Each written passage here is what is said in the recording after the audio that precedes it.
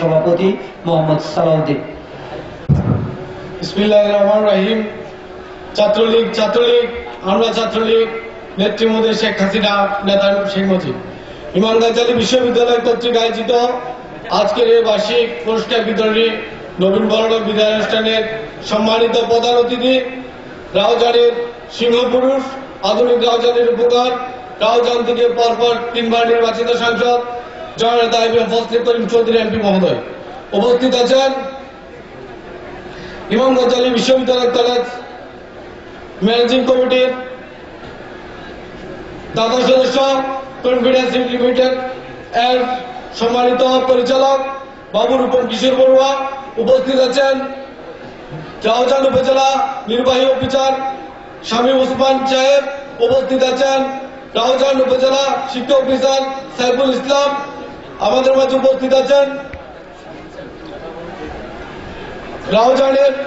বাংলাদেশ ছাত্রলীগ রাউজান উপজেলা দক্ষিণ শাখার সংগ্রামী সভাপতি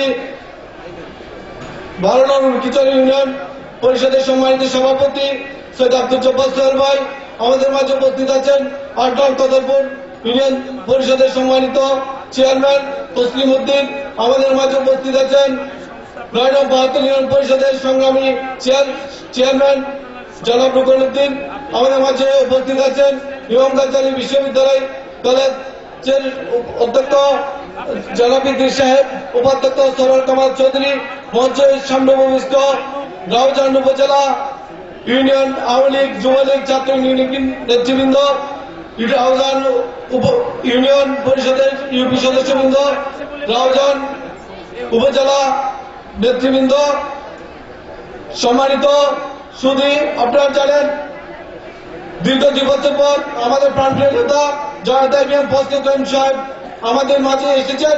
আমরা খুবই আনন্দিত, আমরা খুবই ভাগ্যবান। আমাদের নেতা আমাদের কলেজে পদার্চনায় আমরা অনেক গর্বিত বলে আমি মনে করি।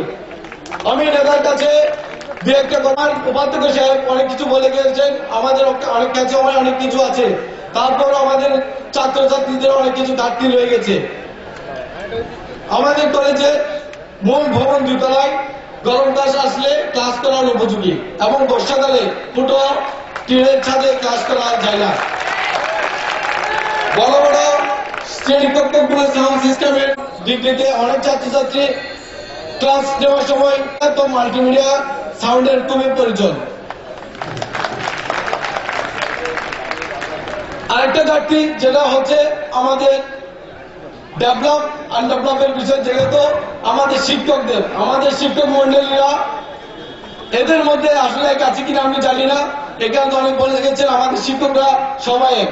আমাদের শিক্ষক শিক্ষিকাকে আরো অন্তর্গত হবে এবং ছাত্রছাত্রীর উপরে আরো ছাত্রদের মাঝে ন্যূনতম জ্ঞান ধারণ করে।